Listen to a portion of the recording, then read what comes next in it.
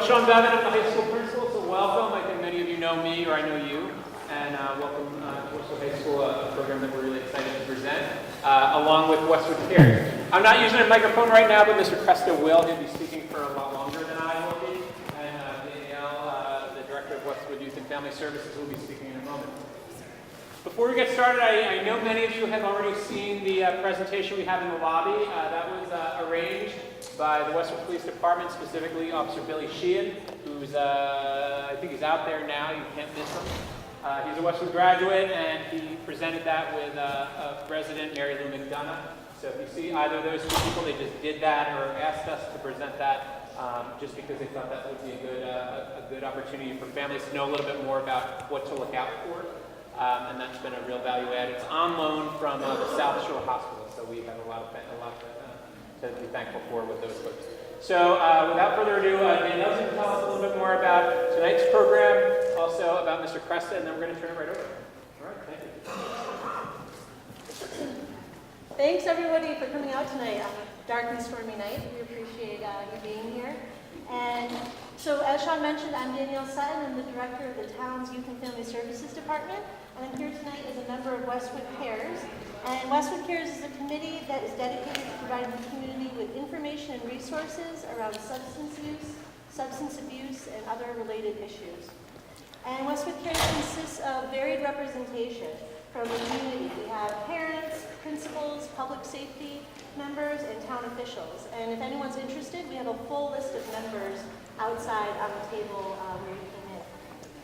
Our aim as a group is to bring speakers whose area of expertise focuses on drugs or alcohol or other at-risk behaviors.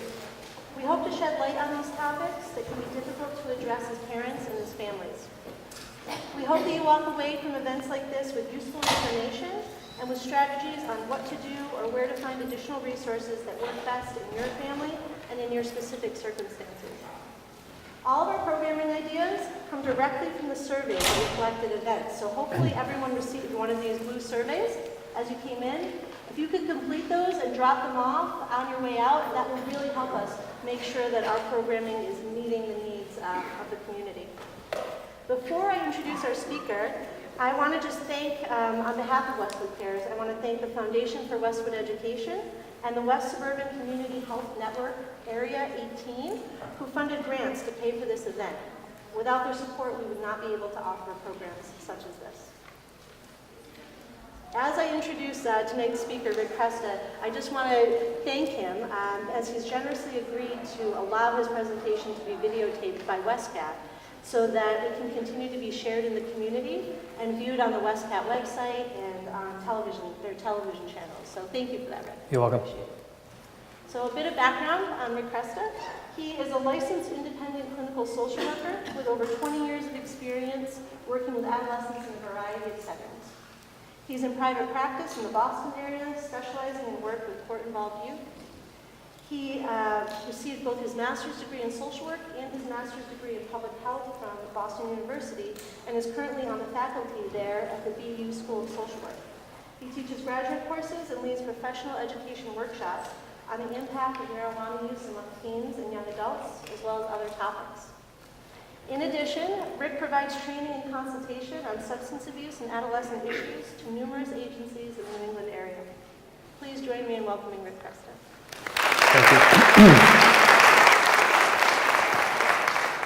Thank you all. It's a real pleasure to be here. Hopefully I'll earn that applause.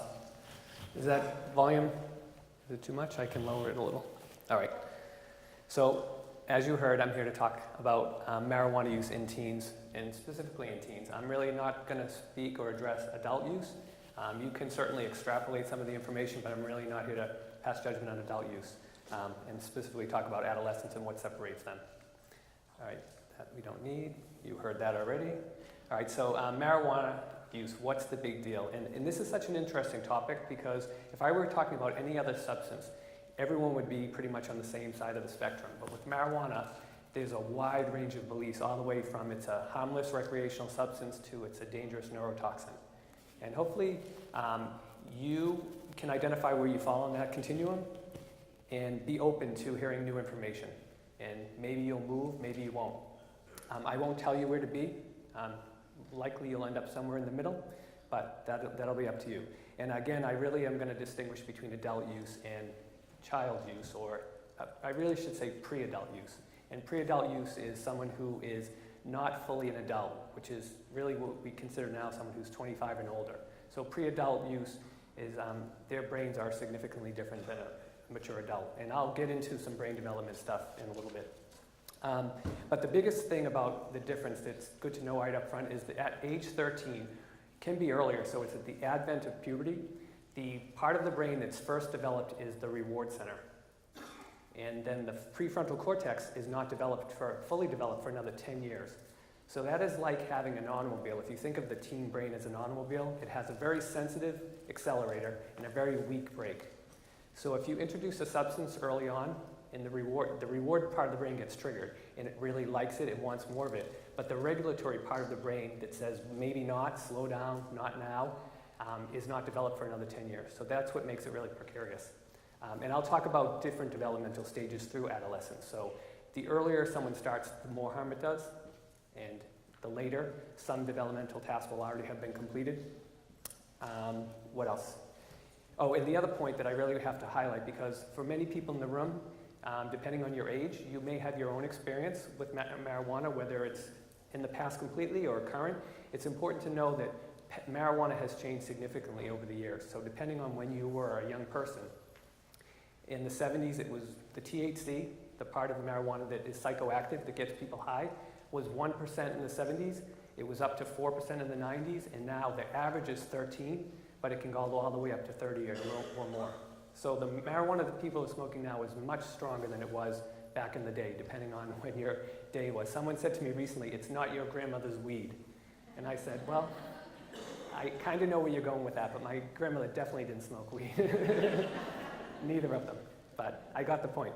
All right, so the other thing that's really important to know is that when you hear statistics around young people who are using marijuana, you hear different statistics that in the last month, 20-something% of seniors, this is across the country, report using marijuana in the last month. And that might not sound really high. To you, that might sound high, I'm not sure. But the important subgroup in that is that 41% of the people who reported using marijuana in the last month are chronic users, which means they use daily or almost daily. And that number, that's the group that we're most concerned with. The people who are, because they feel like it's not harmful, why not use it a lot? What's the reason to put a limit on something that's not bad for you? And so we're seeing young people, maybe the overall number of people haven't changed significantly, but the people who are smoking a lot. And I'll talk about that more as we go along. All right, so I just want to start with those distinctions, because I know a lot of us come in with our own ideas on marijuana, and we think, you know, oftentimes adults will say, well, when I was a young person, I smoked, and I'm fine. And whether that's true or not, you know, but that's my subjective belief. I made it through and I'm fine. So the young person in front of me, my child or my student, they're also doing the same thing I did, and they'll be fine. And it's really, we want to really distinguish between them and us, and what's different about what they're doing and what we did. And the drug itself is different. So if you smoke one blunt today, that's like smoking 4 back in the 90s or the 80s. So it's quite different. All right, that's just some names for marijuana. Cannabis is one of the technical names. I'll say weed a lot just because the young people that I work with, that's what they call it. So that's often what I call it in response, but it goes by lots of names. The pharmacology of cannabis, this is a really busy slide I apologize for, and I'm not going to go through it all. But the reason I put it up there is just to highlight that the marijuana, as I said, has really changed significantly. And this is some of the studies that have shown that, because some of the proponents of marijuana will argue this. They say that the marijuana has not changed. And it's not really a debatable point, so I'm not sure why they argue it. But they do argue it like they do many of the points that you'll hear tonight. And one of them is because they don't want to agree that marijuana has gotten stronger, because they know that if marijuana got stronger, it is more likely to cause someone to become dependent on it. But we know that it's gotten stronger because they measure it in the University of Mississippi or Alabama. I'm not sure which, some very unlikely place has a vault of marijuana that's been seized over the decades, and they can test it. And in looking at the other side of the equation, there's a magazine called High Times. Has anyone heard of it? It's like a trade magazine for pot smokers. And they have a contest every year to see who can grow the highest THC content. So we know it's gotten stronger, but there's something else in that that you may not be aware of. So how many people have heard of CBD, cannabidiol? All right, well, that's another substance in marijuana. So most people hear of THC, but there are several. There's up to 60 different cannabinoids or cannabinoids in marijuana, and we really focused on THC mostly, but cannabidiol is one of the ones that they think is what's responsible for the therapeutic or the medicinal effects that marijuana can have. And why this is important is when you raise THC, the CBD goes down. So the marijuana that people are getting, because it's making them higher, it actually has less therapeutic effects. And that, I'll point out why that can be important as we go along. All right? This slide just shows that over the decades, marijuana use has gone up and down and is now on an upward trajectory, whereas cigarettes are on a downward trend.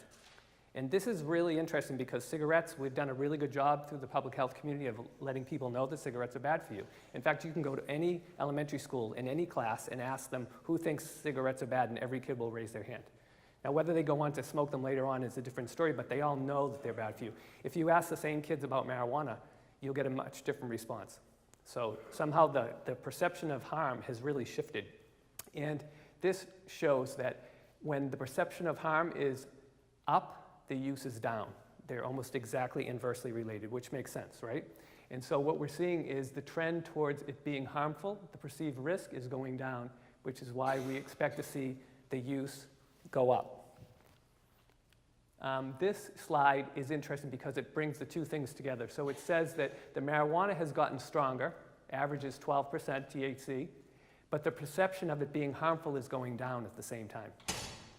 So the way they get this information, by the way, is it's called Monitoring Their Futures. It's a study that goes on every year or every several years, and it's about 15,000 kids, high school kids across the nation are interviewed about their substance use and a whole host of other high-risk behaviors.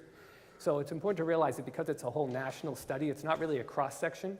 So your community may be overrepresented or underrepresented depending on your community. I know with the clients I work with, it's rare that I get a kid that is not using marijuana chronically or daily or almost daily. All right, so why is there so much confusion? Why do we have these real divergent views about this one substance, unlike any other substance? Well, part of it is the portrayal in the media. I'll give some examples of that. There are many celebrity spokespeople who are doing this of their own accord, not because they're being paid, but they believe so strongly in this. And there's an active campaign to promote its use and its legalization for recreational use, which was successful last week, as you know.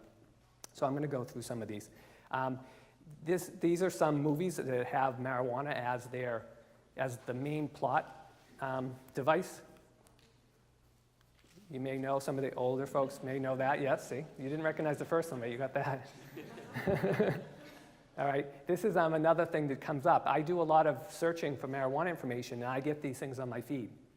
I know that's probably is a bit disconcerting for some of the parents in the room, but this is the kind of thing, and what they all have in common is that it presents marijuana as a joke. And in fact, much of the material or the media stuff that you see is that it is funny, and it's not a subtle message that you're getting that marijuana is funny. When you go to any movie that has marijuana as the content, it's going to be a funny movie. Maybe silly, maybe stupid, but ultimately funny. And so you're getting these messages from the earliest age that marijuana is a joke, whereas if you see a movie that has any other substance as its subject matter, it's always a tragedy. It may start out funny, but if you remember something like Scarface, right, or Blow, or 29 Days, they all end up in tragedy, right? So the message is quite different when it comes to marijuana. The celebrity spokespeople are another really interesting group because they run every demographic group is represented. So I just picked some. I could have many more, but I just picked some to highlight this point. So that's Snoop Dogg. Everyone knows him. Well, some of you may know him, but he's a rapper that's just very out there with his smoking. He never tried to conceal it. He feels very proud of it, and he talks openly about it. Not that you needed him to say it because of his eyes, but and Susan Sarandon, Academy Award-winning actress, very strong proponent of legalization of marijuana. Miley Cyrus, I don't know if you can see, but those are marijuana emblems on her shirt. And in this, I choose this man. This is Glenn Beck. He's a very conservative pundit, and I use him because him and the next guy, Bill Maher, is a very far-left pundit/comedian. They agree on nothing. They are the most diametrically opposed people. However, on this one issue, they both agree. So it crosses all race, class, culture, religious beliefs, well, not, and certainly political beliefs. Now, this young man, Willie Nelson, who you probably all know, he's a renowned singer-songwriter and social justice advocate. And I use this because I really believe in his passion for this, right? And what he says, you can see the biggest killer on the planet is stress, and I still think the best medicine, and always has been, cannabis. And I believe he believes that. Now, I have a couple issues with him and the rest of the people that are doing this, is none of them are saying, but it's different for young people. They're all speaking from an adult perspective, and none of them are saying, but no, not for you, right? That this is different. Our brains are developed and it's different. In fact, the problem is, even if they did say that, young people won't necessarily hear it. And the truth is, if you are an adult who smokes, and you have kids and you don't want them to smoke, the message is hard to deliver. We know that adults who do any number of behaviors, their kids are more likely to do them, whether it's smoking cigarettes, drinking. I still would want parents to express how they feel about it, but just know that kids learn more with their eyes than they do with their ears.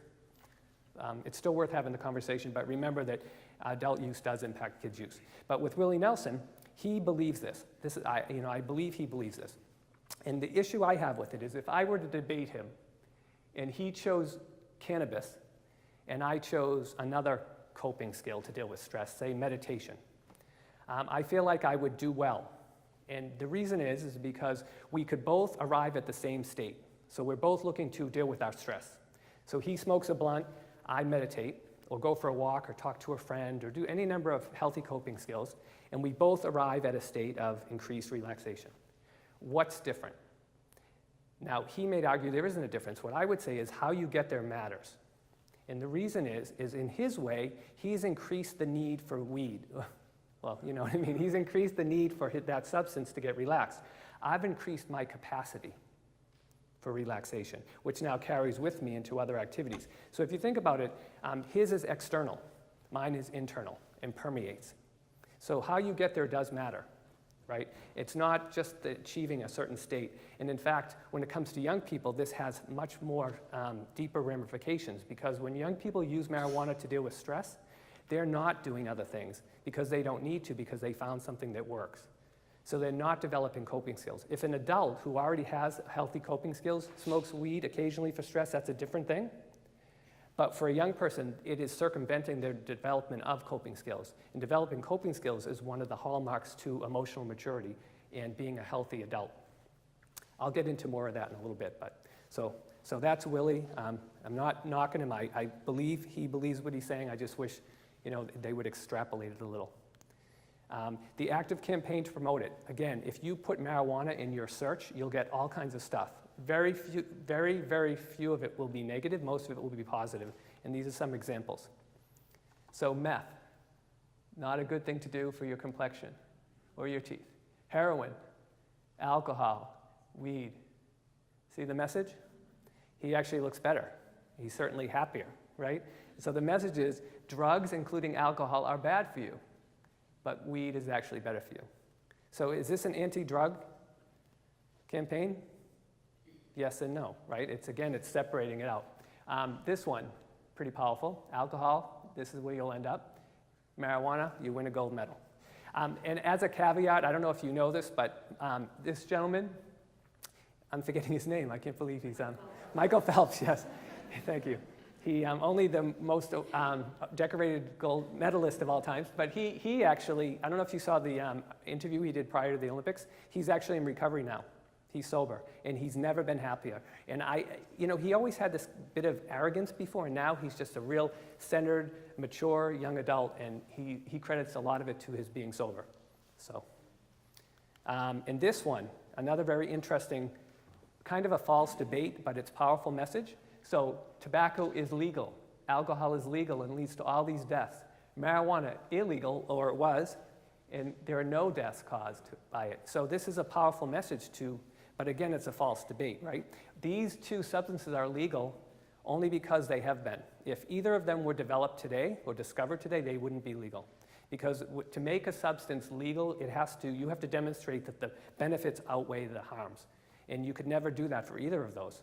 But because they're here and they're so intertwined into our culture, it's unlikely that they're going to go anywhere. And because of the economic interest associated with them. So even alcohol, we often hear, if you have a glass of wine a day, it lowers your risk for heart disease. We still know so does taking the stairs, but the problem with that is they don't tell the whole story. They say women can have up to X amount of glasses, but they don't say that at the same time you're increasing your risk for breast cancer by doing that. So there's this I would say for both those, they would net out to negative. That's without counting the social costs. All right, this is a website that if you were to look at it, you would think it was a governmental or quasi-governmental site. It's called the We Are the Drug Policy Alliance.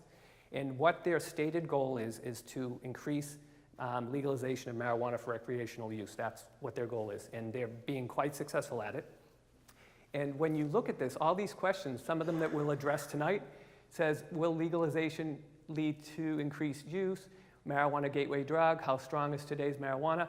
So they will actually, if you click on those tiles, it will give you contrary research and information that supports their argument. And that's kind of the problem is there's a lot of research out there that isn't really gold standard research or even bronze standard research, but it gets weighted the same. And people, what they typically do in a group like this is they cherry pick the information that supports their argument. And you can do that. And so depending on what you're looking to support, you can find information. But this is an interesting group because I'm going to talk about them later when it comes to some of the information that came out and how they dealt with it. And it was a bit surprising. As their stated goal is to increase legislation, they actually had some interesting things to say about teen use that didn't get covered. This one I like to use because this is from Natural Cures Not Medicine. It's a reputable online holistic health site. And this, look, most of the proponents of marijuana are really bashing alcohol. They really talk about how bad alcohol is, but they're doing it to say, well, if marijuana is less bad than alcohol, and this is legal, then this should be too, right? So these are all the negatives associated with alcohol. And then they say the positives, okay, non-addictive, antidepressant, cures cancer, 0 deaths, saves police, no overdoses, grows brain cells. So that's 1, 2, 3, 4, 5, 6, 7. How many of those are true? Anyone? You're saying none? Anyone? Come on, no one? You say 1, okay. Can I hear 2? Pretend you're at an auction. 3, do I hear 3? Wow, it's interesting. All right, let me change the bar. How many are true-ish? In other words, there's some truth in them. 2. Oh, you're still only 2, you're not budging, okay. Anyone else? 7. Oh, not quite that high, but thank you, she went all the way. All right, but this may surprise you, you're not far off. There's actually truth in 5 of them. Now, I'm not saying those are true. Don't walk away. Don't leave now. I'm not saying those are true, but there is some truth in them. And it might not be the ones you think. The first one, non-addictive, a lot of people think that one is true or truish. That's not. That is one of the ones that is false. A lot of young people say this to me, and I don't want to debate them. When you have a discussion with a young person, you don't want to get in debate mode, because you'll get frustrated, they'll get frustrated, and nothing good will happen. What I typically say when I hear this is, I understand why you think that. Lots of people believe that. And then I say that it is less addictive than other drugs, and much less so in some cases. However, it is addicting, and we know that for a couple reasons. Any PETA members here? I didn't do this study, I'm just reporting on it, that they did studies with rats, and rats would self-inject. And rats are very smart animals. They won't inflict pain on themselves unless they're addicted. And that's a good analogy for people too, by the way. We typically don't do things that harm us unless we're addicted. That's why when people do things that you don't understand, they do it repeatedly. Now with marijuana, we see people incur real serious consequences. They may be on court involved and still smoke and end up getting pulled in. The NFL, the lifespan of an NFL player is how long? Does anyone know? It's not long, it's a handful of years, right? They will, every year there's about 3 or 4 players who get suspended for the first 3 games because of they broke the policy on this. Now the policy is not the most stringent policy. They tell them, on June 13th, we're going to test you for marijuana and a host of other drugs. So that means they only have to stop smoking for 3 to 4 weeks beforehand. And yet 3 to 4 players every year test positive. What does that tell you? They could not stop for that time. It's very interesting when you think about it in terms, but I don't want to debate this. It is addicting, but that's not the big issue. The next one, antidepressant. Well, by process of elimination, we know this one might be true. But again, it's true-ish. So what it is they'll tell you that it's an antidepressant. A lot of people who use it say it's an antidepressant. The government says it's a depressant. What is the truth? Well, the truth is short-term, low-dose use, it can be an antidepressant. Long-term, high-dose use, it becomes a depressant. And this is an interesting thing with marijuana, is that what you seek in the short term, you may get, but it may be different, and it may be the opposite of what you get in the long term, heavy use. All right? Cures cancer. No, well, that's one of the true-ish ones, because first of all, when you read this, when you see articles that says marijuana is successful in cancer treatment, a lot of times what they're actually talking about is not the treatment of the cancer, but the treatment of the symptoms associated with the chemotherapy, right?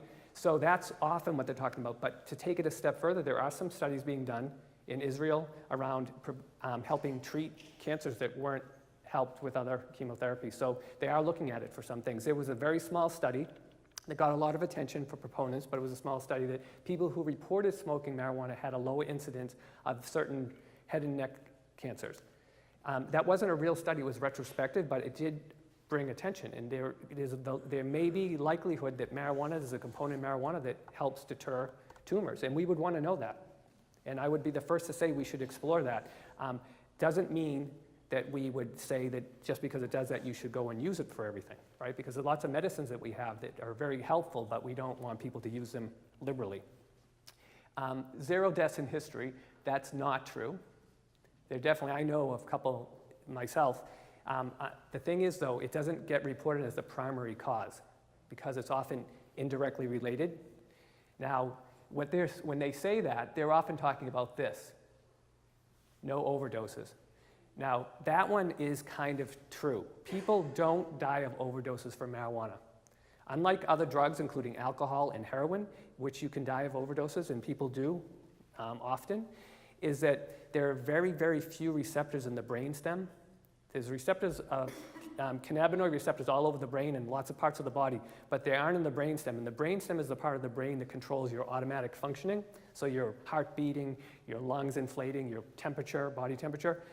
So no matter how much weed you smoke, it won't put that part of the brain to sleep, and that's what happens with other drugs. That part of the brain goes to sleep, and you stop breathing.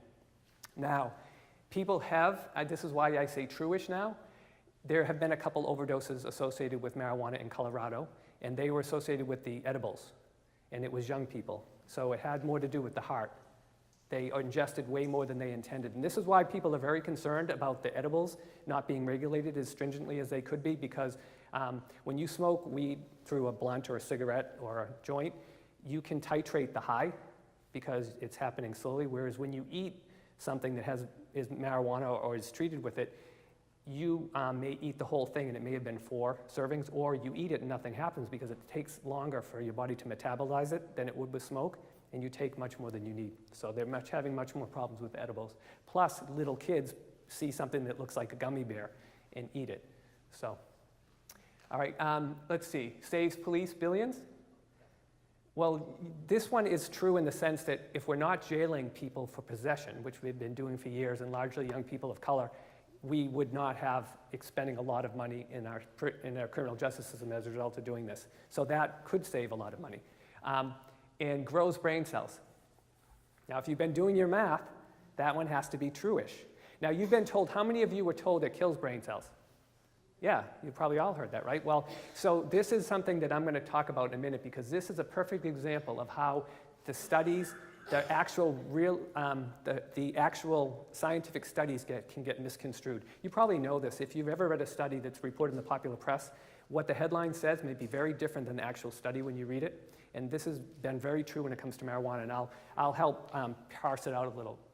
All right, so this shows the different addiction rates for drugs. Tobacco, 32. This is for people who used at least once, right? So it's surprising when people hear heroin is 23.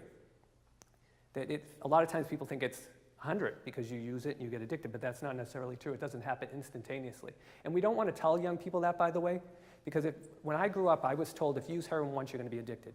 Now, that may be true, but it's not always true. And if I use it once and it doesn't happen to me, then I think, oh, one or two things. You lied to me, or I'm somehow immune. So we want to be honest with people to say that it doesn't happen right away. It can, but it could happen so people can use it for months before they become addicted. But if you use it long enough, you will become addicted. It's just a matter of time. So I know that's a little off topic, but I do like to point that out because I think it's important that we're honest with kids and we don't overstate the facts and try to scare them, because if we do, then they find out that's not true, that we've lost credibility. And I think the facts are good enough. So here's marijuana, 9%. It goes up, though, depending on when you start. Because remember what I talked about, the reward center of the brain? So, so these are some of the headlines. Once users stop smoking marijuana, they regain cognitive function. Did people hear this about 2 years ago? This came out. This was really good news. So they said all the stuff that we've been told about your memory, your cognitive function being impaired, your IQ, if you stop using long enough, your brain function will come back. That's what the headline said. I'm going to talk about what the actual study said in a minute. This other one was marijuana increases activity in parts of the brain. That's where it grows brain cells comes from. All right? And marijuana use grows brain cells. So those were the two that were part of the same study, and this is a separate one. So if you look at, so this is Seth Rogen. He's like a big kid, big proponent of weed, funny guy, he's made some really good movies. I don't know if you can read this, but he basically, after those studies came out, says that, you know, it's good, don't believe the government, and basically that the studies, can you see, has never been supported, blah, blah, blah. None of the medical tests currently used to detect brain damage in humans have found harm. Now, that is not true, actually. It's really interesting.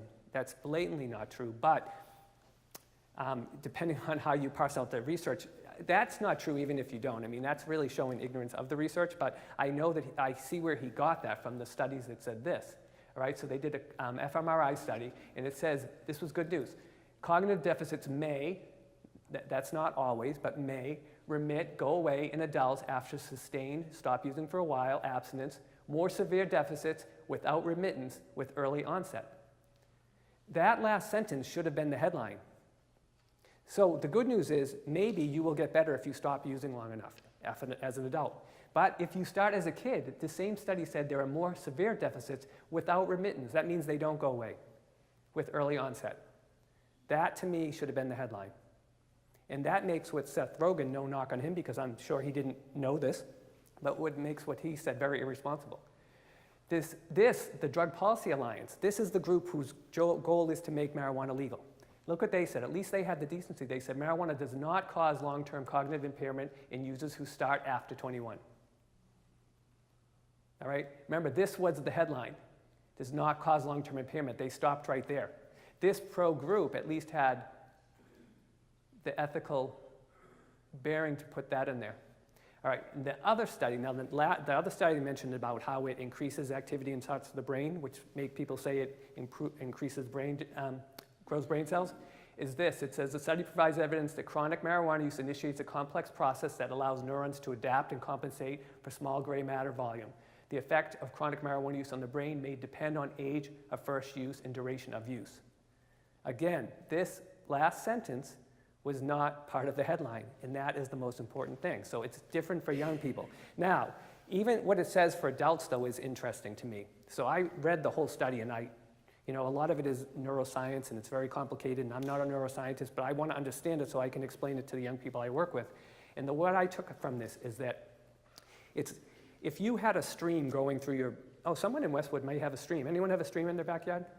Oh, that's my dream, to have a stream. All right, so good. So if you took a boulder, how big is your stream? At its narrowest point, how big is the stream? It's the end of the stream. Okay, so this, all right. I'm going to, for argument's sake, it's this big. All right, so you take a big boulder and you drop the boulder in the stream, right? The boulder's bigger than that part of the stream. What happens to the stream? See, she diverts. So basically, I created two streams. Do you see? So what happened is I created two streams by placing a boulder, but really what I did is I stopped the stream. I interrupted a function of the stream. Now, of course, I'm talking about the brain, right? So I interrupt a function of the brain, and then because the brain in our human body is so resilient, it finds ways to adapt and went around it. So I could say I created two new streams, but it doesn't tell the whole story. Right? But this is good news that the brain can adapt, less so for young people. All right? Gray matter and white matter, I'm not going to get into this, but They have different functions and they develop in different stages of development. This is the adolescent brain. Isn't that cool? Let me just check. So I'm going to do a little bit about brain development and talk, not get too deep, but just it's important to know that during adolescence, the brain is much more plastic. We call it neuroplasticity, meaning it's much more malleable, it's much more open, it's much more adaptable and can change in ways that our brain doesn't. And this is a really good thing. However, the flip side is much more vulnerable at the same time, right? So it's responsive to stimulus and most vulnerable to harm. So what's happening, one of the key things that's happening is that we have the limbic system, which is the feeling, the emotional center, and we have the frontal cortex, which is the reason center. And what's happening is the connection between those two parts of the brain are supposed to get solidified so that when someone is upset, they still make good decisions, right? I spoke to a middle school a couple weeks ago of like 300 of them. And it was 8 o'clock in the morning, and it was cold and rainy, and I was talking about this and the battle between the limbic system and the frontal cortex and how we don't have it fully, that connection's not there until we're older. And I said, how many of you, if you didn't have someone encouraging you to come to school today, would have stayed in bed? And almost all of them raised their hand. And that's what we would expect, right? That's why they have adults around them. Many of you, how many of you didn't want to go to work today? But still did, right? Because your frontal cortex said, I need to get up. I will do this in spite of wanting to stay in this warm bed. So this is a normal part of development. But what happens when you smoke marijuana during this stage is that you actually impede the development of your frontal cortex so that they will have delayed, or I don't like to use the word permanently, but it's delayed in the development and can cause interruption to full development. And some people who smoke indefinitely, they will never have this. And you can tell mostly is that they may function well in a lot of areas, but when they're upset, they still make bad decisions. Or they look like they don't think before they act, because that connection is weak. Let me see. Those are the three main regions that are developing. And one thing to know is that young people, when they use drugs, it feels often very, very good to them. They have more dopamine receptors than they did as a child, and now as an adolescent. When they do something, it feels really good often. With marijuana, though, sometimes people will report feeling paranoid and very anxious when they do it. And that often is a deterrent for people not using again. Some people will try to go through that. That also can be a warning sign that it's not a good drug for them. Let's see. All right, so this I'm definitely not going to get into deeply. And there's a slide out, a poster board out there that explains this pretty good. So basically there's what's called synaptic pruning is going on in the brain. So because this can be really complicated, that I like to look at it like this. If you have holiday lights, when you buy them in the store, they're in those nice wraps. And then if you use them and then take them off and then want to use them the next year, there's all in a bundle, right? That is like the adolescent brain. They have all this activity going on, but it's kind of disorganized. And that's the way it's supposed to be, right? So part of the goal of adolescence is to form the adult brain. So what we do during adolescence is showing it what it needs to have to be an adult and what they don't need. So there's this pruning that takes place. When people use marijuana, and this is something that is not like, this is one of the non-soft sciences. This is the hard science now because of brain imaging that they're doing out of Harvard. They can actually see the brains of young people who are reporting using. They can't give it to them as part of the study, but people that are reporting using, they can see that their brain has delayed synaptic pruning. They also have less myelination of their brain, which, again, is a complicated brain thing. Any neuroscientists in the room? Okay, because I was going to have you come up here and do this, or... But basically, it's like the fatty tissue that is on the outside of the nerve fibers. So if you look at a cord, an electrical cord, that is the myelination is the rubber on the outside, which keeps everything going in one direction. So when you have less myelination, the synapses kind of get dispersed. The brain becomes less efficient. And what you can notice with people who smoke marijuana over long periods of time, they often have delay in their processing time. And it happens so quickly that if you can notice it in interaction with someone, it's very, very delayed. So the way this person explains it is that the brain has the Michelangelo. The brain of the teen has the Michelangelo already in it. And the adult brain is the Michelangelo. So during adolescence, we're pruning off all the stuff we don't need until it becomes the statue. I kind of like that as a way to explain it. That's just a picture that actually shows all the different synapses and how they change as we age. But important to note that adolescents, it feels extremely good to them. There's a cluster of cannabinoid receptors right at the frontal lobe, so that it's almost like forming a fortress, so that the development is being impeded by using marijuana. There's another thing that happens functionally, is that when you use marijuana and it works, you don't develop other things. Now that is a developmental task that you're not getting because of using marijuana. Let's see, if you use marijuana or another drug, prematurity, you can change the reward system, as I said, and what can happen is that they can feel they need it in order to experience regular amounts of pleasure. So I have young people that have been smoking marijuana for a while, and they will not do things that would have been fun for them otherwise. I had a young man recently say he didn't want to go to Six Flags with a group because he was going with adults in a van and he wouldn't be able to smoke weed beforehand. Now, of course, that would have been enjoyable for him to do it any other time, but because he's now adapted to using marijuana, it's almost like a condiment for him, that everything tastes bland without it. And that's what we worry about when you develop the brain on it. They feel that they need it in order to experience normal amounts of pleasure. What also happens is that they tend to gravitate towards activities that are high excitement and low effort. So it's not that they're not doing things that are fun, but if it requires too much effort, then they tend not to do it. And that is the cornerstone of addiction, right? Feeling that you need it. Because this all sounds very negative, it's important to know this last thing, that you do more harm when you start early, but stopping early actually has better outcomes because your brain is still malleable and can heal better too. The worst outcomes are for someone that starts very early, at the beginning of adolescence, and doesn't stop until their brain is already developed, because now that window has passed. We can always heal throughout our lifetime, but there are some things that happen during these stages that you won't get back.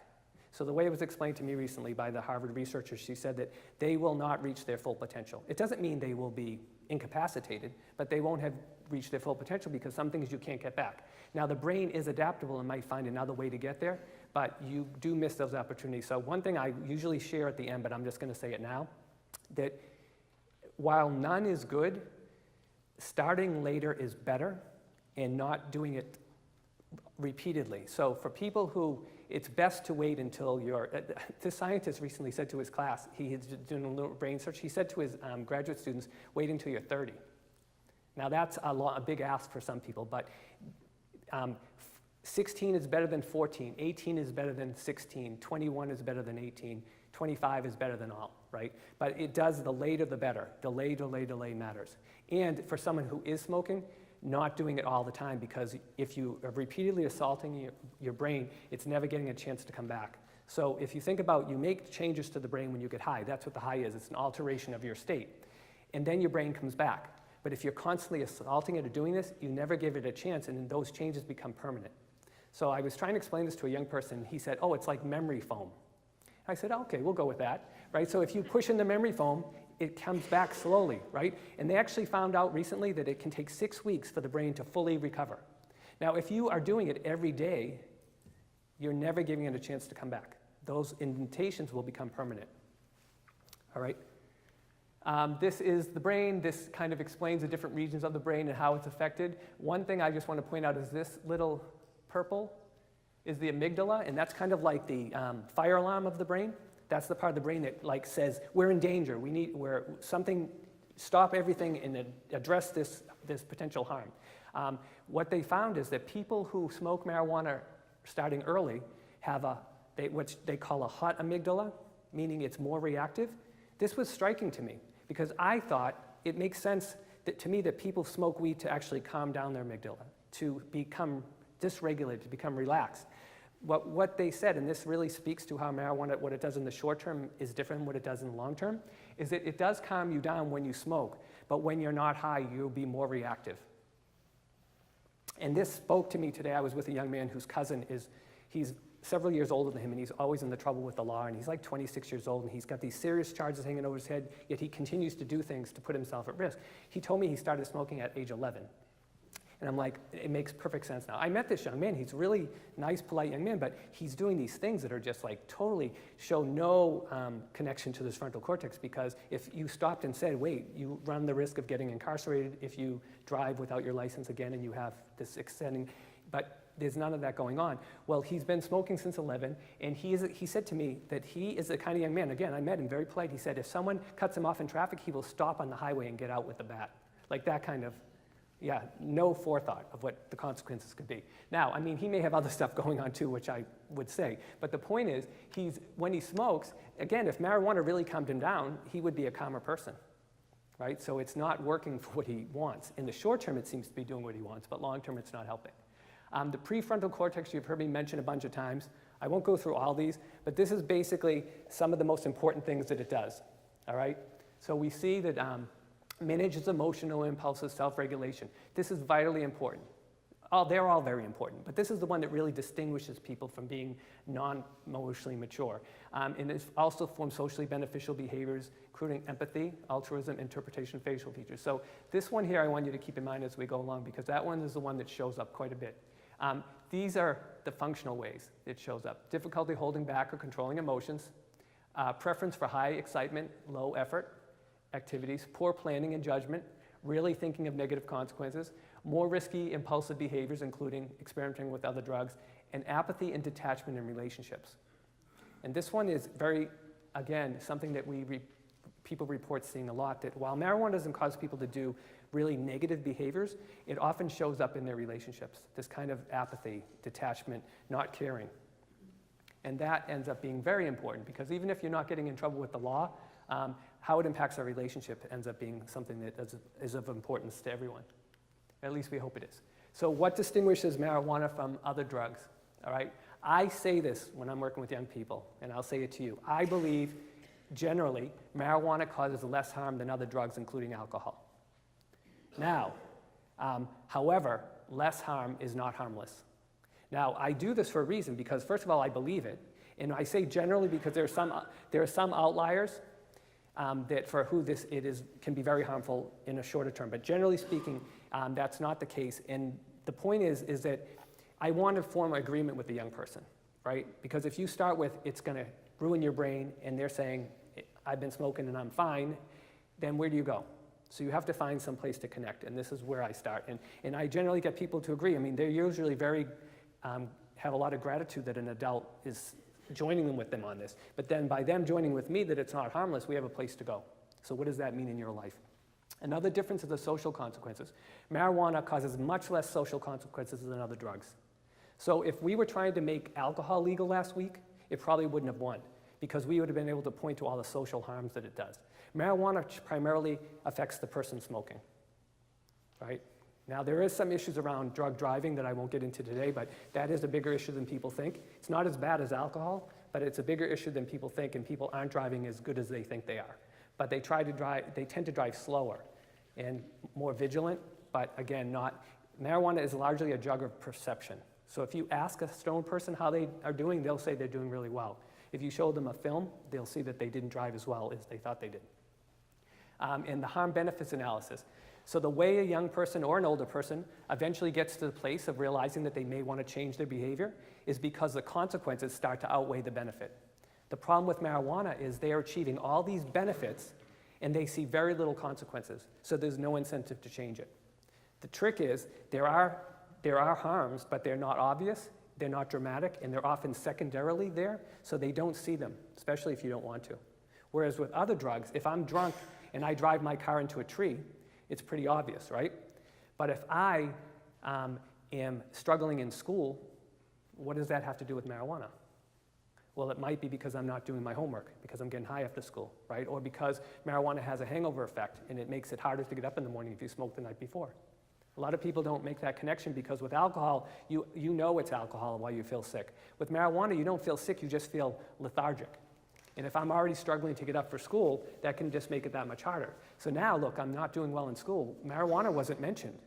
It was because I'm late and because I'm not doing homework. But if you scratch back those two, you see marijuana is related. And that's often the issue. When people set goals, they often don't have changing their marijuana use as one of them, but they have other goals. And oftentimes, if they're struggling meeting their other goals, their marijuana use is contributing to them struggling. So something I often say is that marijuana may not be causing the problems in your life, but it's likely getting in the way of you resolving them. So it's, again, secondarily impactful. This is heroin use, okay? It's a hurricane. Am I going to have to get a flu shot after I leave here? I'm just kidding. It's not just you. No, I'm kidding. Give her some water. This is heroin use, all right? So it's very dramatic. If someone's using heroin long enough, they're going to know it, and everyone around them will know it. So it's a hurricane. Marijuana is like fog, right? It just rolls in. As the user, I feel like I can do everything. I might not see as clearly, but I can function. I can do what I need to do. I may miss things and not even know it, right? But see, what incentive do you have to get out of the fog? There's very little incentive. All right, this it illustrates it a little differently. So this is severity of consequences, and this is the length of use. So cocaine use, and within a short amount of time, this is months to years, you'll experience severe consequences. With alcohol, you can get to the same level, but it'll take a much longer time to get there generally. With marijuana, if I ask my clients to graph this, they'll put it right here, flat, meaning I can use as long as I want without experiencing any consequences. Now the truth, and this is to illustrate a point, is that it looks very flat for a long time, and then it ticks up. Now I will argue, there are some outliers. For most marijuana users, they won't experience the severity of these consequences, but this still can be very significant in one's life. So, but if you're trying to make it look like this, you'll lose that argument. What we want to do is say, well, this is what's happening to you. What is significant? So if I'm not graduating high school, that may be significant. The consequences associated with the physiology tend to be much later in life, so they're not going to see those now. They tend to be things that affect relationships, their emotional state, their completion of tasks, their goals, which again are not dramatic. I'm not ending up in the hospital, but may be quite significant. This is, I don't know if you can see this because I blew it up so much, but this young man is smoking and his dog wants to go out and he says, "Can't you just walk yourself?" And the dog says, "You disappoint me." Now this is actually a powerful message because, see, it's not dramatic. He's not doing something horrible. It's not, this is your brain on drugs with the frying pan. You remember that? So a lot of times what we've done with marijuana is we either have things that make it a joke or we have things to scare young people, and the scare tactics haven't worked. This is effective because it gets at, oh, yeah, I'm disappointing my best friend, right? I'm not burning the house down, but this is something, all right? So the changes to the law I just have to mention because, well, here we are. This had a question mark on it up until last week. So in 2008, we decriminalized it. That just changed the amount that people could be incarcerated for.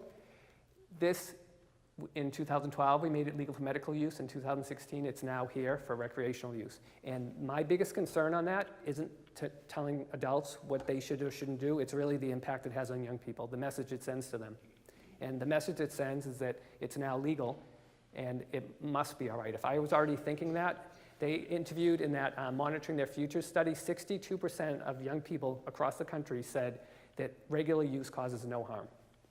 62%. So how does that then transfer into behavior? I'll talk just briefly about medical marijuana. It gets very complicated because it's a Schedule I substance, which is the same category as heroin, according to the federal government. That's ridiculous. And what that does is it makes the federal government lose credibility because everyone knows it's not the same, but they left it there, and it just recently held up in court. So I'm not sure why that is. It doesn't make any sense. But what it does is it makes it harder to study it because a Schedule I substance is something that is highly addictive and has no medical benefits. And now we have states, many states now, that actually have it legal for medical and recreational use. So there's a big disconnect. The studies, again, looking at CBD and THC, and so after this law changed, the medical marijuana use changed, I had a client, long-term client come in, smiling, and he said, "Rick, I have glaucoma." Smiling, right? That's not usually something you smile about. Now, I knew he didn't have glaucoma. He was 17 years old, and I said, "Joey, what are you trying to say?" Because I knew where he was going. The law had just changed. So I said, "What, are you going to get a doctor to give you a prescription for your fake glaucoma now?" And he said, "Yeah." I said, "Okay, say you find someone that will do that for you. How much do you take? What's the dose?" He looked at me like it was a stupid question. But we want to know that. There's not a drug out there that says, take as much as you want. Even baby aspirin says, do not take more than this amount in a 24-hour period, right? So the dose matters.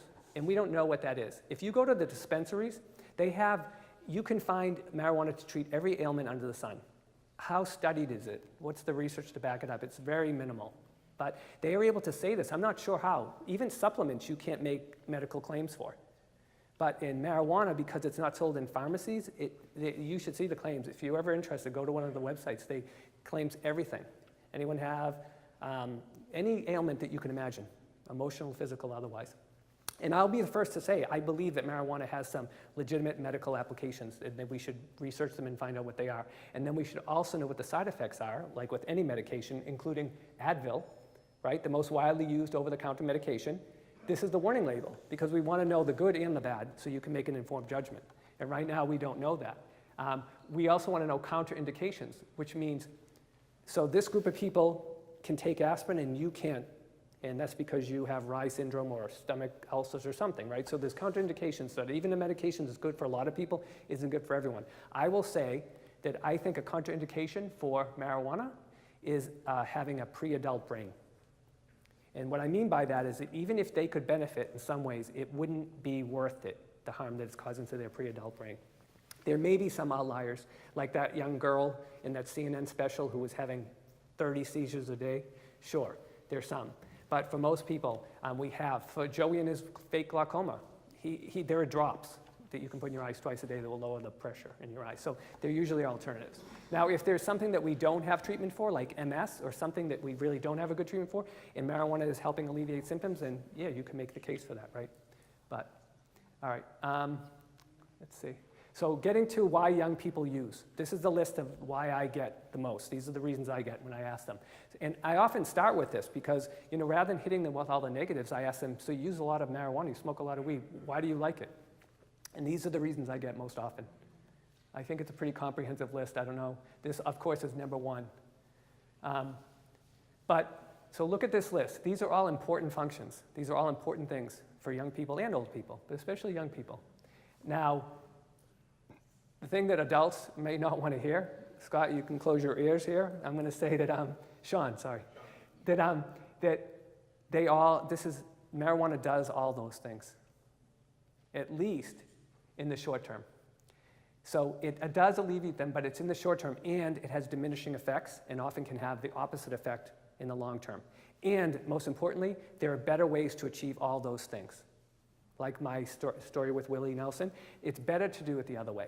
Because although marijuana may work in the short term, you're not learning other things. So whatever marijuana is doing for them, they're not learning to do for themselves.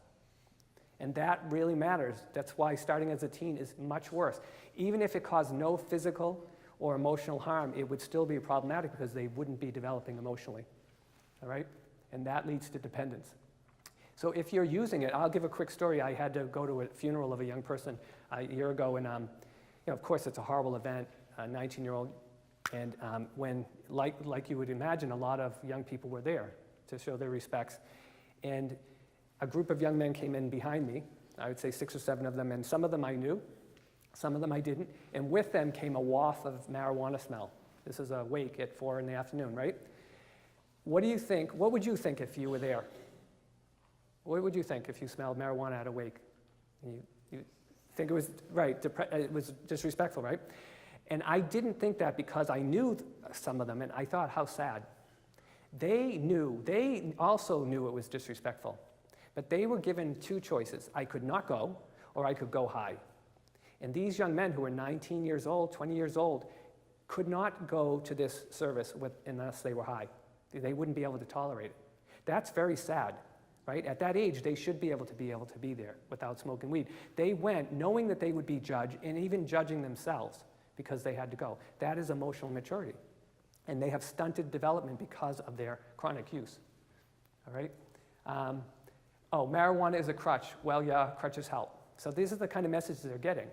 Yes, that's true. Crutches do help if you need them, right? You don't want to use crutches so that you do need them. Does that make sense? All right. So starting the conversation, don't bombard them with negatives, right? So you'll hear a lot of negatives here tonight. Don't bombard them with negatives. You want to have a conversation with them. You don't want to hit them over the head because they'll tune you out. And one of the mistakes adults make in talking to young people is that you do a lot of talking and they do a lot of not listening. right? So you want to have a conversation with them rather than a debate or a lecture. So ask them questions. Acknowledge why people like it. Express your concerns. Try not to judge them. Don't lecture them. And then ask them, what do you think about legalization? That's in the news. They have opinions about it. So have a conversation with them. And then you can share what ask them what they've been told about the harmful effects, and then you can supplement it. And then you can always say, you prefer that they don't do it, even if your friends are doing it, and this is why. Now, a lot of adults will take just having the conversation is good, but a lot of adults will say things like, as long as you don't do too much, or as long as you don't go overboard, or I personally think you should start at, if you don't want them to do it, start at 0. That I would really rather have you not do it, and if you do it, I would rather have you wait until you're 21 or 18, whatever that line is for you. Because if you draw the line at, well, I know they're going to do it anyways, then how do they challenge you? Because a lot of teens are going to push back against that. So you're better being honest and saying, I really would prefer that you don't. I want you to be honest with me, but my preference is that you don't, because I really care about your brain, and I think that it would impact you in a way that could stop you from reaching your full potential. All right? Is it a gateway drug? People ask me this all the time. Is it a gateway drug? Yes, no, maybe. How's that for an answer? I will say that it is not in the way we've told them. So what young people have been told traditionally is, if you smoke weed, you're going to do other drugs. And I still have parents telling their kids this. And the kid turns them off completely, because they say, I don't believe I'm ever going to do another drug. What I say is, I'm really glad to hear that. However, remember, all the people who are doing other drugs never thought they would either. So you want to be honest about that. And the people who smoke marijuana, especially starting earlier, are much more likely to go on to use other drugs. Because remember, they've changed their brain in a way that they need a drug to achieve certain things. Well, guess what? Marijuana can stop working. If you smoke enough marijuana, it can stop working, or stop giving you the effects that you're looking for. And then what do? So I had a young woman that I worked with for just a couple months, and then she kind of dropped out. And I didn't know what happened. I knew that she had a lot of trauma history, and something disruptive happened in her life. She dropped out of school, she stopped seeing me, and then she came back to see me in September.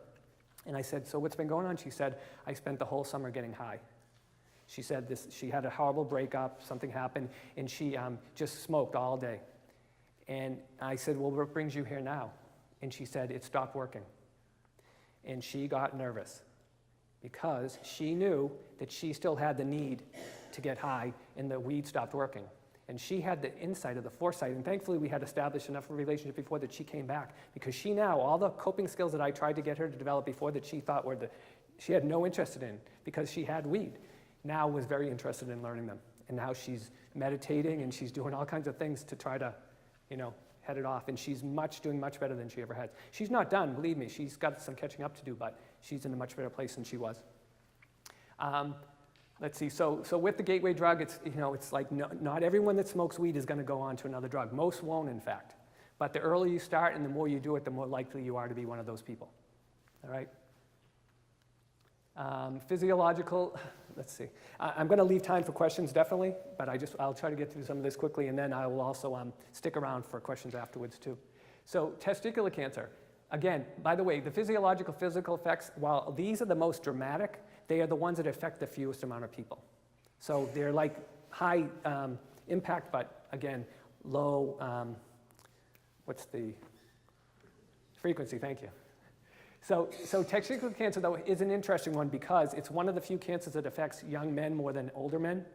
And it is very, if you smoke weekly, if you're a weekly user or start as a teen, you have 2 times the risk of developing it. Now, the risk is still very small, because the risk overall is small, but it's still important. And again, it's important if you have a history of it.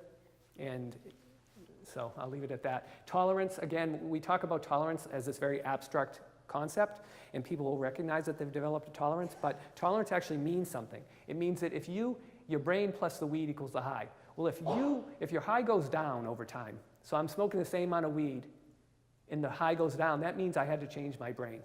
So tolerance means that you've made changes to your brain. That sounds a little more significant, especially if you value your brain. Increased cancer risk. There has not been one demonstrated, at least for lung cancer. which is counterintuitive. You would think that there would be one for lung cancer, but they're not sure why that is. It could be because many of the people who have traditionally smoked marijuana have also smoked cigarettes, and we've attributed it to that, or because there's some mitigating, something in the meat, some component in the marijuana is mitigating the harm.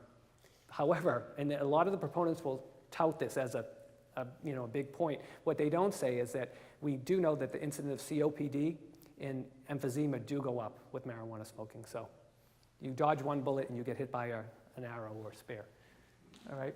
Stillbirths for young people smoking. Heart damage. This just came out. Did people see this study? They're finding this particular cardiomyopathy in young men that's only seen, this very particular kind that's only seen in older women. And there are people who have reported smoking a lot of marijuana. So that's interesting. So again, and this is for heavy users. And suppressed immune functioning. So we do know that people who smoke get sick more often. It's just one of the things that goes with it.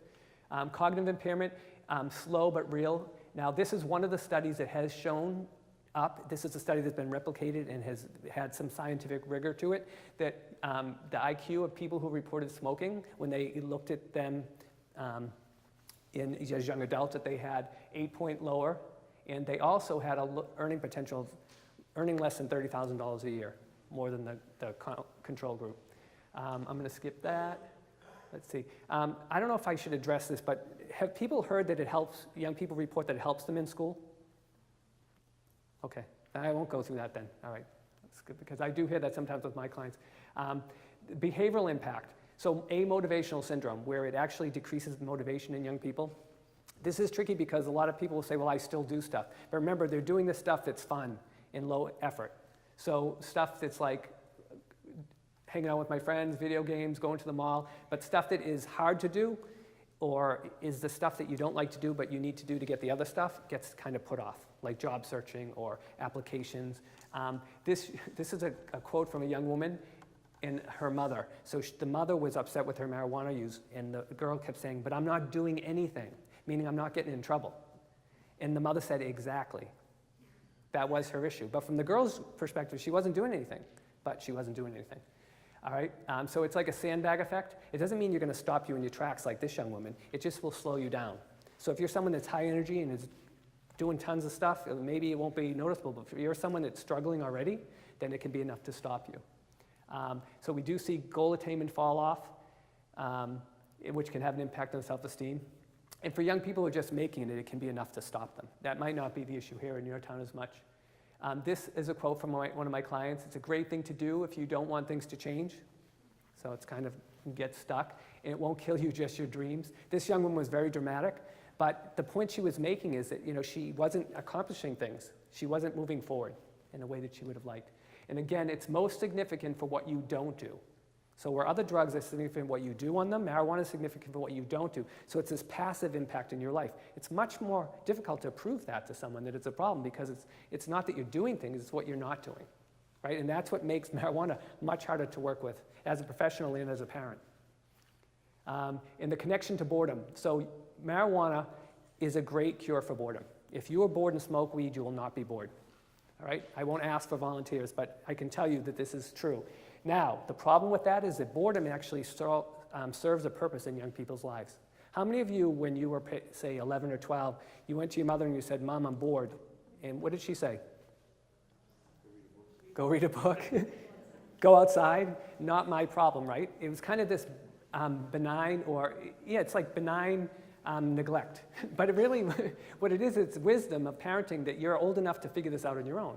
Right? And so what happens is now we have the opposite, where kids are programmed to death. But having time to explore the world is actually how kids develop creativity. They find passion. They look for things that they want to go deeper into their life. So if you're using marijuana to deal with boredom, you're skipping this. So what happens is marijuana becomes their activity. So I ask young people, what do you like to do? Number one response to that question? Chill.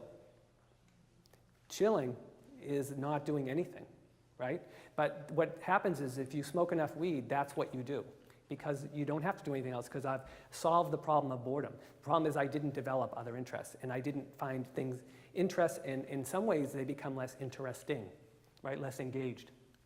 And I would say this quickly, that if it's better to change your world than just the way it appears, right? And I know that sounds like a subtle thing, but really it is better to, if you're not happy with the way things are and you smoke weed and now I'm okay with it, I didn't really change anything, right? It actually got in the way of me changing it. All right, I'll skip that. And so the psychological impact, this is the last thing I want to cover, and this is the most important part. Because even if you dodge all those other things, the emotional impact is what ultimately affects the most people and is the most impactful in their lives.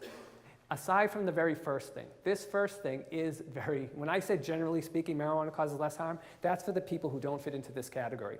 There is a small subset of people who develop schizophrenia or psychotic-like symptoms from smoking marijuana that don't just subside after the use. So a lot of people report them when they get high. People get really paranoid. But the truth is, there's been a link, and this has been demonstrated over and over again, this list of some of the studies, that has shown this connection, and even independent of an existing vulnerability.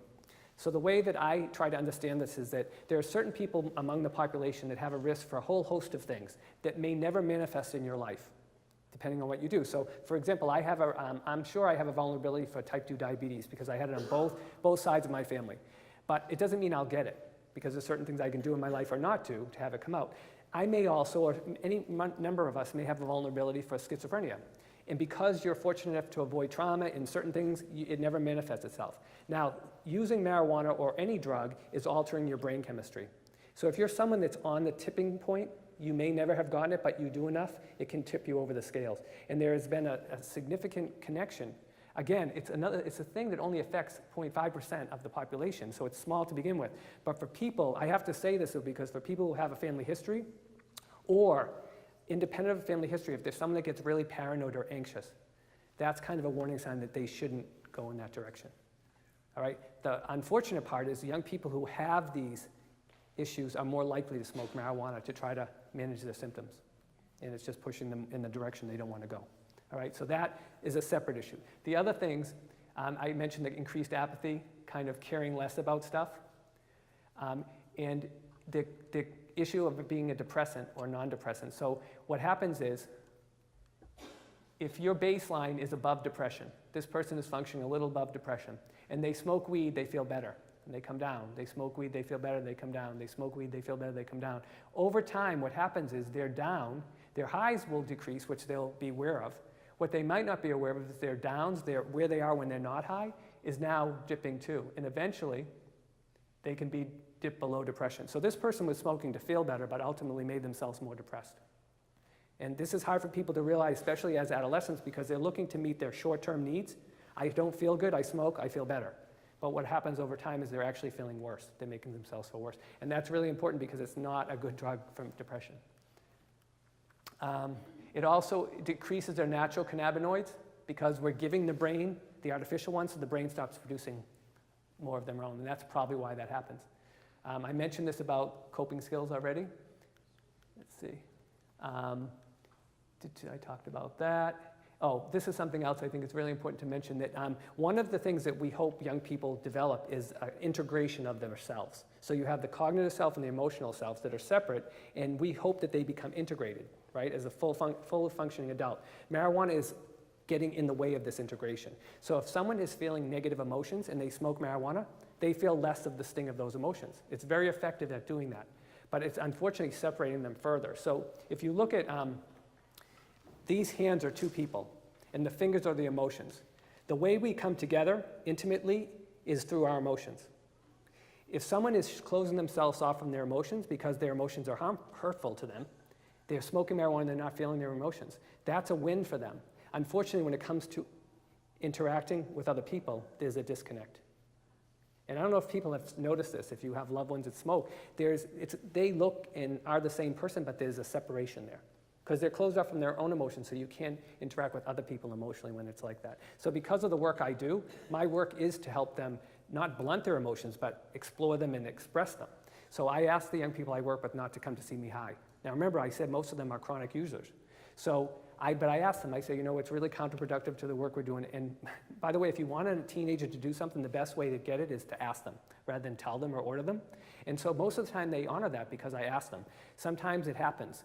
And it's been instructive because I can see there's a difference. I can feel the difference, that there's there's something that's separating us. Now this becomes important because remember, when it comes to having relationships, that is where the meaning comes from in life ultimately. So when I have a young person sitting before me and I say to them, do you feel as close to people as you would like? And they shake their head, but they never imagined that their marijuana smoking was contributing to this. And that ultimately is a really important thing that doesn't get talked about, right? It's not dramatic, but ultimately is incredibly impactful in people's lives. So let me see. I'm going to leave it at that. I'll mention these things first. I've probably said some of these already because I want takeaway points, but then I'll leave it open for questions. So delay, delay, delay. And this is something I say, your life would certainly be worse if you did another drug as much as you do weed. However, it would likely be a lot better if you didn't smoke as much weed. It may not be causing all of your difficulties, but it's likely getting in the way of you resolving them. And if you do use, amount and frequency matter, right? So those are the points that I'll leave you with. And I'll be open to questions. Sorry for talking so quickly. Yes, in the back.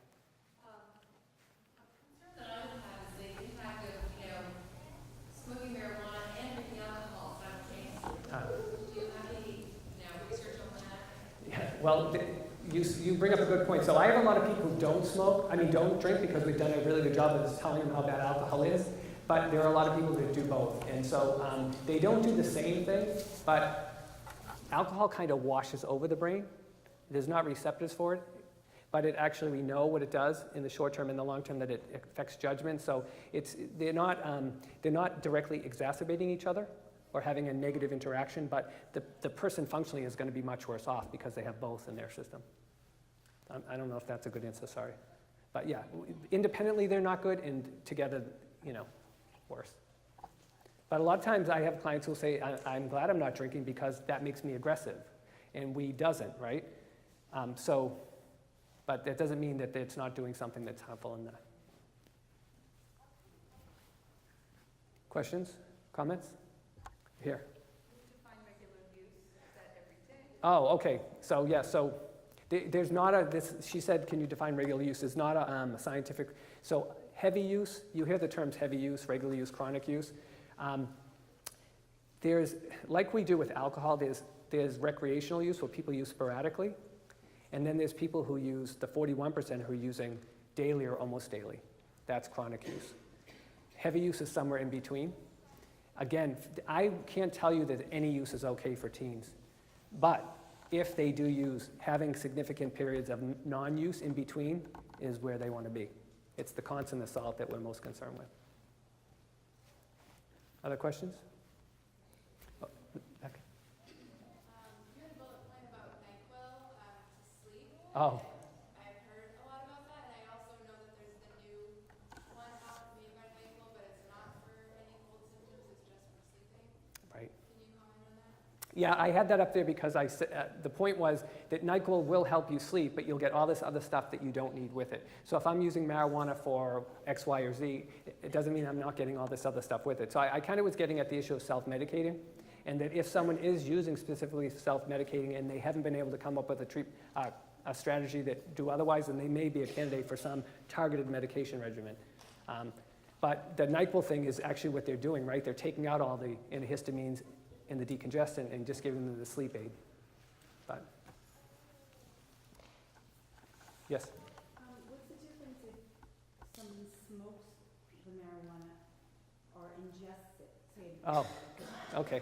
All right, good. So if someone ingests it or vapes it, they're cutting down on the smoke part, right? So we know smoke is bad for you for a whole host of reasons. Your lungs are designed to keep it out, and you're putting it in. So there is less harm when you ingest it in other ways. It doesn't mean that you're still not going to incur the issues around the heart, the brain, et cetera, but you are mitigating the negative effects on the lungs.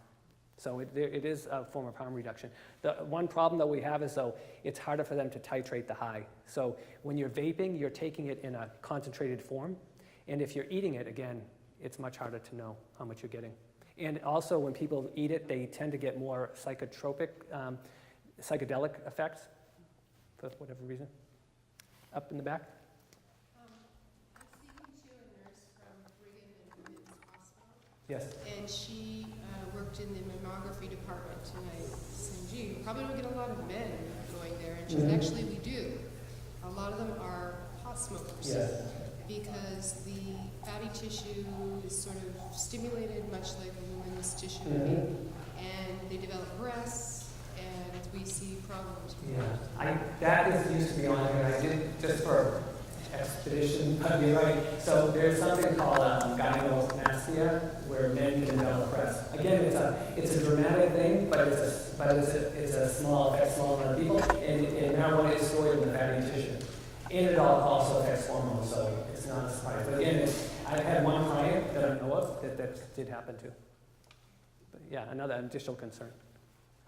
Can you speak to your experience and just sort of where you go from here? I mean, is it possible to really get kids to wait until they're 18 or 21? Good. As you suggest? Yeah, see, a lot of the young people I work with are already incurring a lot of problems in their lives, not necessarily directly related to marijuana, but when they look at the problems they're having, it's definitely contributing or at least getting in the way of them resolving them, right? So that's how we come around to it. So for people who are already smoking or not smoking? Smoking like on the weekend. Yeah. So again, I look at postponement rather than saying you need to not do it. Pick a point in the future, and delay is better than asking to stop. And then I say, you know what, I hope that your life is so much better without it that you choose not to when you get to that point. But it's still worth looking at. So the kids I work with often have a lot of incentive, whereas someone who's functioning okay, they may not have incentive because they haven't incurred or felt the negative harm, but there is something that you have, and it's your caring for them. So rather than judging them because you care for them and they know that, and I say this to my kids, I said, what do you think I would, if it were up to me, would you smoke weed or not? And they'll say, well, I think you would rather that I didn't. I said, why? I mean, I'm not directly being impacted by it, right? So it's really that is your strength that you have, is that you care for them and you believe it's harmful for them. Now, sometimes they may write you off, oh, my mother, she worries about everything, or my father, he's a this, you know. But that is really the strength that it's you're caring for them and that you really don't want them to hurt themselves, so you want them to be able to reach their full potential. But I'm, realist too, that a kid smoking on the weekends sometimes is different than someone smoking every day. The problem is that young people are using it because they don't think it causes any harm. Why put any limits on it? So just knowing that, if you're going to do it, less is more. And the potency does matter. And, it's going to be a much harder battle now that it's legal. Not just because it's going to be more available, but just the message that sends. Could you comment on, in your experience, the use of weed and cortisol? The use of it? And cortisol, what's your observation, your experience? Yes, upwards at 90%. And so it's not necessarily causal, but the risk factors that would have someone initiate early drug use and also delinquency probably run parallel tracks. However, so it's not, one doesn't cause the other, but there is a facilitation of continued activity in the criminal justice system for people who smoke. And part of that is because they're not, they're cutting off the part of the brain that would do forethought and thinking before acting, but also it leads to more apathy. And they also think that there's a connection, this very early research that shows that a deregulation of oxytocin. And again, so much of it is what we've observed clinically, but now they're doing the brain research to kind of show where it's coming from. So if you think about what oxytocin does, oxytocin is the kind of the neurotransmitter that it makes us feel warm and connected to others. And it's people who are they upregulate dopamine but downregulate oxytocin. So they feel good, but they don't feel as connected. And this makes sense why we feel that disconnection. But it also, remember, if you were decreasing oxytocin, that is what connects us, what develops empathy. And empathy is what is supposed to have me stop hurting you. Not because I'm going to get in trouble, but because hurting you would hurt me, right? Because I'm putting myself in your shoes. And someone who's cutting off the development of empathy is problematic. Yes? Why did they make what's bothering me for this legalization thing, lots of things we're talking about legalization, but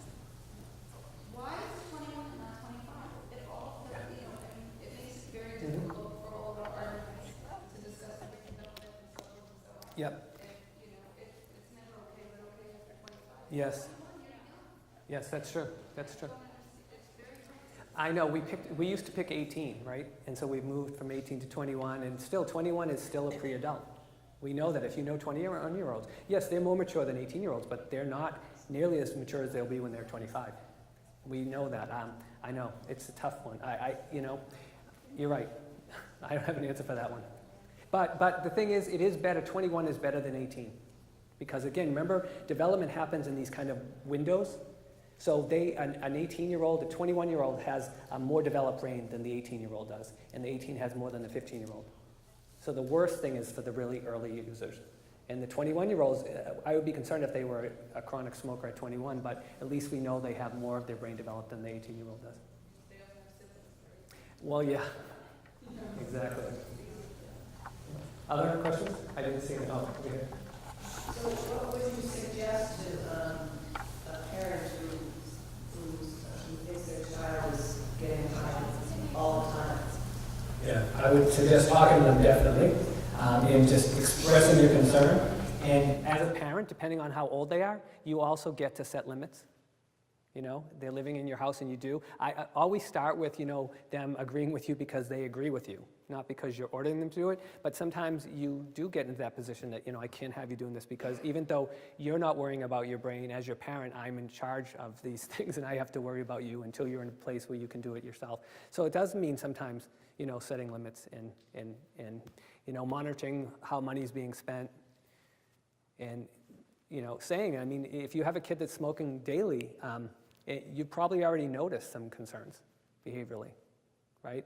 And, you know, sometimes young people say, like, if your life is perfect and you're smoking, then maybe I don't have a case to make, right? But usually they're having things that aren't going well for them. And even if they don't, you as the parent get to have, that's part of our jobs, right, is to take care of them still. And sometimes that's making decisions that they don't necessarily like. It's always better to have them on board, though, because you don't want it to be, it's not ideal to have it be a fight, right?